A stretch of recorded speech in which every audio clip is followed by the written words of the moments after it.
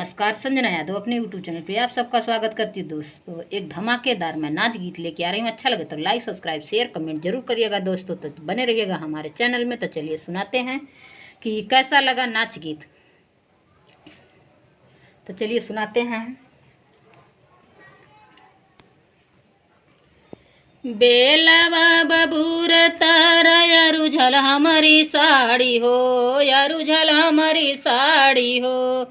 ससुरु लगामई फूल गे नवा कै चोरी हो, ससुरु लगामई फूल गे नवा कै चोरी हो। बेलवा बबूर तारा यारू झल हमारी साड़ी हो, यारू झल हमारी साड़ी हो। ससुरु लगामई फूल गे नवा कै चोरी हो, ससुरु लगामई फूल गे नवा कै चोरी हो। फेंकी दे बैस खोली दे बैसड़िया, झटकी दे बैचोलिया।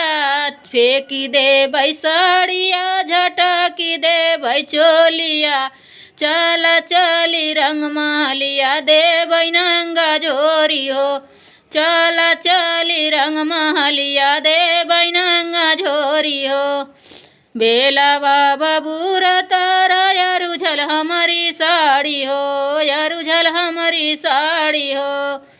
जेठऊ लगामई फूल गे नवा कै चोरी हो, जेठऊ लगामई फूल गे नवा कै चोरी हो।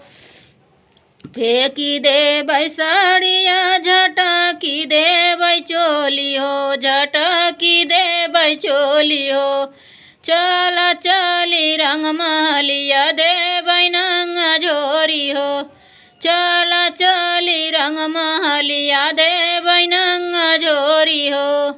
बेलवा बबूर तारा यारू झल हमारी साड़ी हो, यारू झल हमारी साड़ी हो।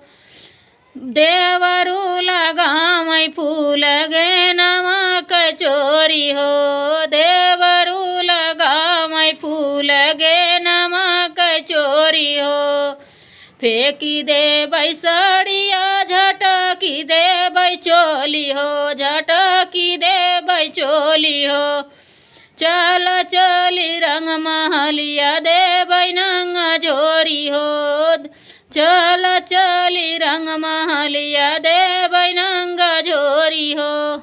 बाय बाय दोस्तों, फिर मिलते हैं नेक्स्ट वीडियो में।